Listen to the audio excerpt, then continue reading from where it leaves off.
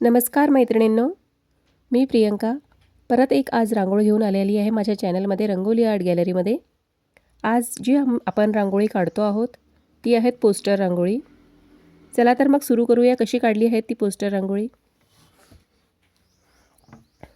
मैत्रिणींनो, रांगोळी या वेगवेगळ्या प्रकारच्या असतात, त्या कोणत्याही काढल्या तरी खूप सुंदर दिसतात आणि व्हाईट कलरमध्ये जरी काढली तरी खूप सुंदर दिसते, कलरमध्ये काढली तरी खूप सुंदर दिसते।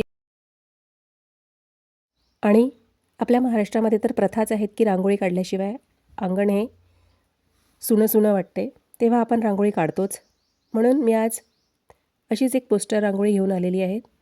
एखाद्या सणाला काढायला, एखाद्या कोणतं काही प्रोग्राम असेल घरी, हळदी कुंकूचा किंवा अशा वेगवेगळ्या प्रोग्रामला काढायला एक पोस्टर रांगोळी मी घेऊन आलेली आहे। खूप सुंदर रांगोळी आहे।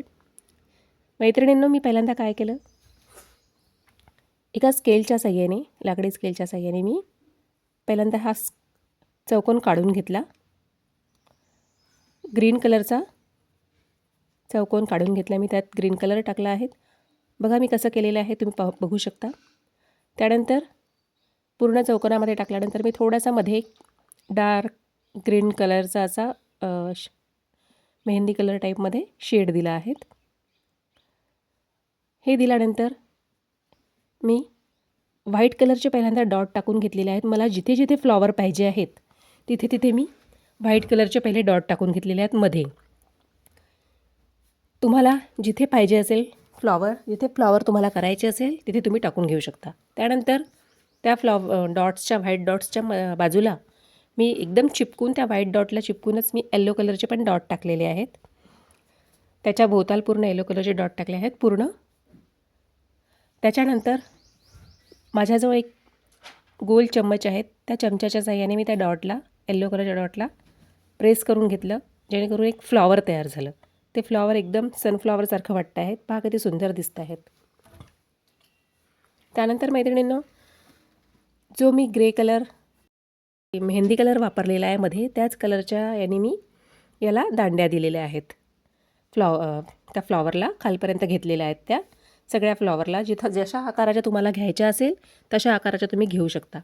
मी काही तिरप्या घेतल्या, काही सरळ घेतल्या, काही उजव्या साईडने घेतल्या, अशा वेगवेगळ्या साईड करून मी त्या घेतलेल्या आहेत। त्यानंतर पॅरोट ग्रीन कलर आहेत, त्या पॅरोट ग्रीन कलरने मी पानं काढून घेतलेले आहेत। जिथे जिथे मला पानं पाहिजे आहेत तिथे तिथे मी पानं काढून घेतलेत। आधी मी आकार दिला आहे पानाला, त्याच्यानंतर मी त्या पानाच्या आतमध्ये कलर भरलेला आहेत। बघा, जिथे पाहिजे तिथे मी करून घेतलेलं आहे तसं। आता जर आपल्याला याच्यामध्ये पानाच्या आतमध्ये काही करायचं असेल तर तुम्ही डार्क कलरने करू शकता, पण मी नाही केलं। मी पहिल्यांदा करून बघितलं पण मला ते आवडलं नाही, तर मग मी तसंच ठेवलं। खूप सुंदर दिसते आहेत ते पण, पॅरोट कलरमध्ये खूप सुंदर दिसते आहे। तर तुम्हाला जसं वाटेल तसं तुम्ही करून घेऊ शकता।